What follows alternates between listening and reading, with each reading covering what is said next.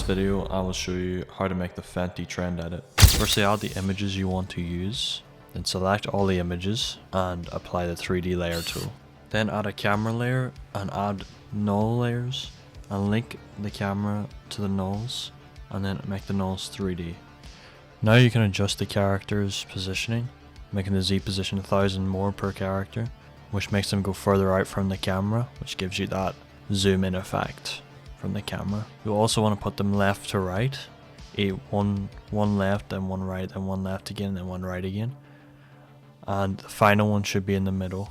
Then use the position tool in the nulls to position the camera in front of each character at each beat. Use this graph for smooth motion. I then added VC color vibrance, BCC drop shadow to give it a black fill and a white outline. Then I added CC particle world for the particles of the background. Then finally you can add your Fendi text, which should be 3 different texts with Fendi on it, and you can customize them differently to get more of a unique feel and also add some effects to make it pop better.